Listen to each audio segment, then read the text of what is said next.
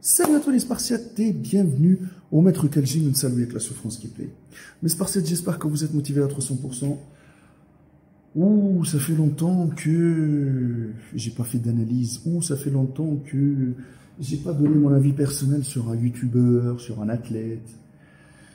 Ben, j'espère que vous êtes motivés à 300%. Aujourd'hui, on va faire une petite vidéo pour moi, pour personnellement vous dire parmi tous les youtubeurs que vous suivez, et je sais que maintenant, il y a de moins en moins, on suit moins en moins de personnes sur YouTube.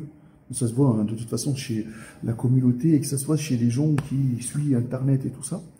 Et tous les youtubeurs, moi je me rappelle en 2015, quand j'ai commencé, il y avait T-Bone Shape, il y avait Rudy Koya, il y avait Jeanne Corr, je crois, que je connaissais, Body Time, ouais, Body Time, et Nassim, il est arrivé après à la fin. Donc voilà, il y en a qui ont percé, il y en a qui ont fait leur concept, et même ceux qui n'ont pas percé, mais ils ont quand même gardé une bonne communauté, ils ont motivé des gens. Et ça, c'est le but de faire une chaîne YouTube, un concept, etc., c'est de motiver les gens.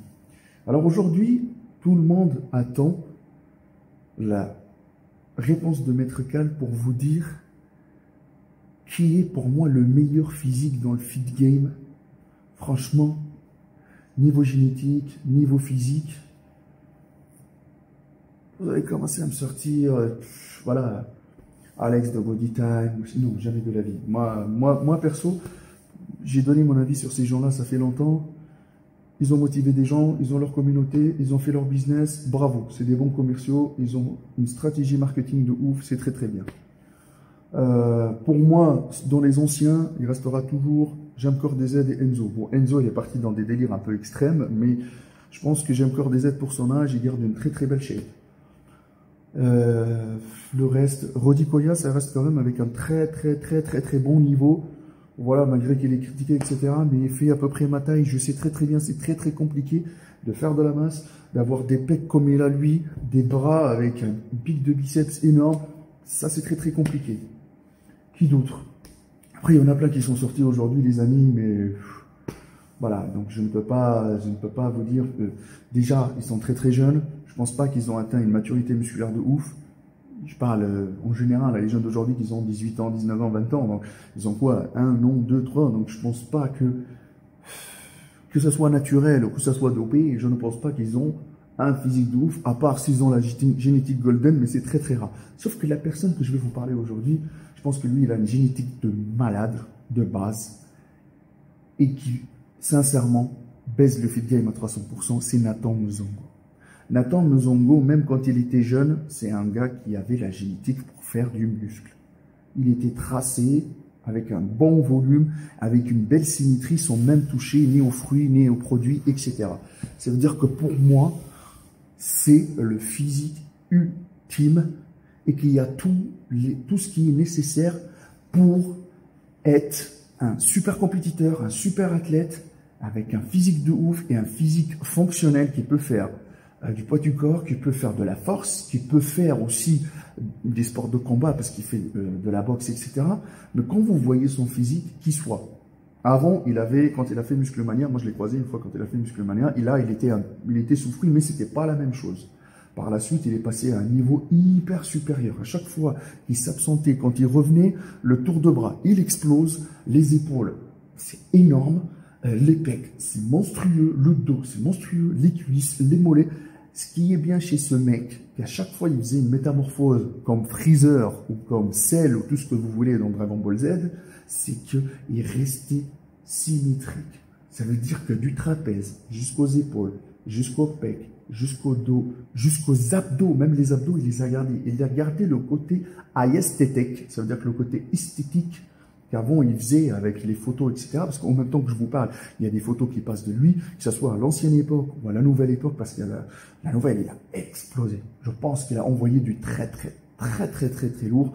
Et moi, je lui souhaite que du bien dans sa vie, parce que les produits, à un moment donné, quand on en prend, C'est très très compliqué. Mais je pense qu'il a appris beaucoup de leçons. Il est encore jeune, mais il a appris beaucoup de leçons. Il a pris de la maturité.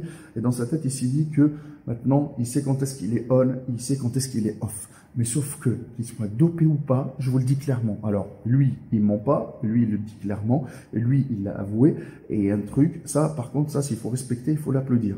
Et dernier truc, c'est que niveau physique, même s'il est gros, il est toujours esthétique. Ça veut dire abdos visibles toute l'année, qu'il soit on ou qu'il soit off, abdos visibles toute l'année, et que tout le corps le travaille de la même façon. Et ça, c'est appréciable parce que lui, il fait pas les choses à moitié. Que ce soit au niveau coaching chimique, ou que ce soit au niveau de l'entraînement, ou que ce soit au niveau de la diète, quand il se met à fond. Maintenant, il a un coach sportif, il a un coach qui le coach. Il fait les choses correctement. De toute façon, quand tu te lances dans ce délire-là, soit tu vas droit au but et tu fonces à fond, et sinon, ça sert à rien de prendre des produits juste pour faire le cliquet de la salle de bain ou le champion de ta salle de bain en écrivant sur ton profil athlète, sauf que tu n'as jamais fait de compétition et je ne sais même pas quand est-ce que tu monteras sur un podium. D'accord? Il n'y a que la vérité qui blesse. Franchement, pour moi, Nathan Monzongo, il reste parmi les plus beaux et les plus forts et les plus, entre guillemets, balèzes, symétriquement parlant et esthétiquement beau à voir. Parce que ses abdos, ils sont saillants, les obliques sont saillants, les cuisses, parce qu'il avait la génétique qu'il fallait dès le début, avant même de toucher aux produits. Arrêtez de parler que des produits, parce qu'avant même de toucher aux produits, il avait la génétique quand il était jeune. Et il s'est mis à fond, à fond, à fond, à fond, à fond. Maintenant, je pense le seul bémol de Nathan Monzongo, c'est qu'il peut-être il est perturbé par beaucoup de choses. Et là, on parle de quoi? Parce que quand on veut faire beaucoup de choses, on n'arrive pas à se focaliser sur le noyau. D'accord? Peut-être, hein, je dis.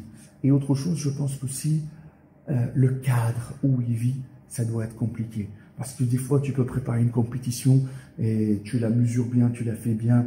Bah voilà, tu as une déception, le Covid, une blessure, le cadre de ta vie, tu as des priorités personnelles, tu as des priorités de famille, etc.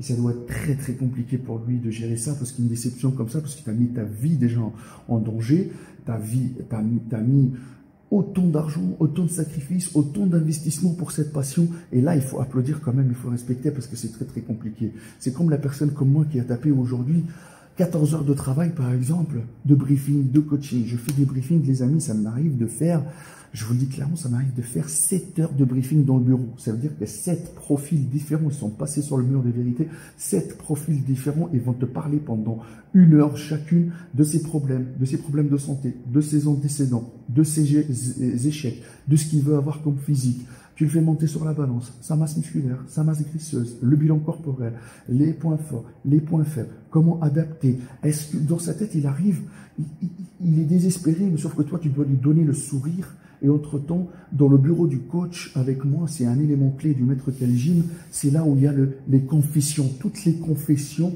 les amis, que vous trouvez à l'église, c'est limite dans le bureau du coach. C'est pour ça c'est hyper important. Une autre chose, la personne, elle te donne son corps, donc il ne faut pas jouer avec ça. C'est pour ça qu'aujourd'hui, moi, je le dis, peut-être je ferai une autre vidéo pour parler du feed game. Je hais le feed game d'aujourd'hui parce que, les gars, soit vous êtes influenceur ou soit vous êtes coach.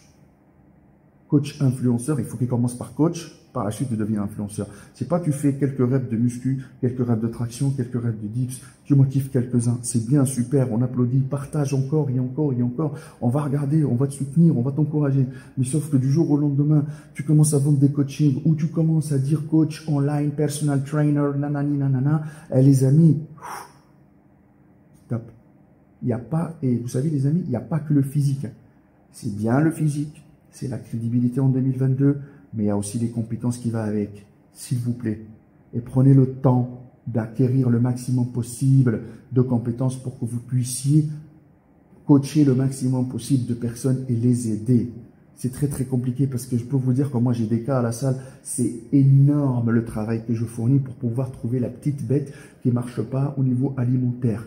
Il y en a plein qui ont des allergies à balles, il y en a plein qui ont des problèmes d'épaule, de dos, de sciatique, énormément.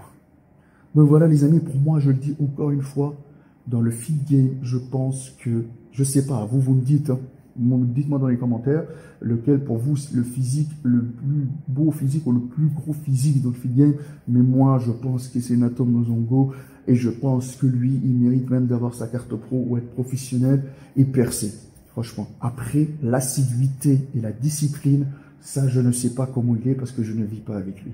Donc les amis, si vous voulez en discuter, vous avez mon Instagram Maître Cal, vous avez l'Instagram de ma salle de sport Maître Cal Gym. Vous pouvez me trouver sur Google Maître Cal Gym, sur le site Maître Cal Gym.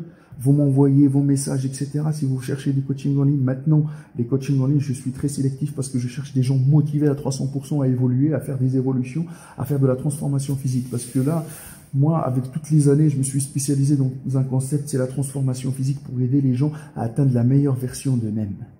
Et pour ceux qui veulent venir au Maître Cal Gym, vous êtes le bienvenu, les amis. Bon, voilà, moi, j'ai pris que ces quelques minutes. Je peux vous dire que je suis éclaté. Je vais aller dormir parce que demain matin, il est à 8 h. J'ai encore des matériels qui arrivent. J'ai 5 briefings à faire dans le bureau du coach. Et restez motivés à 300%. Et n'oubliez pas que nous, les vendeurs de rêves, on les fuck, motherfuck à 300%.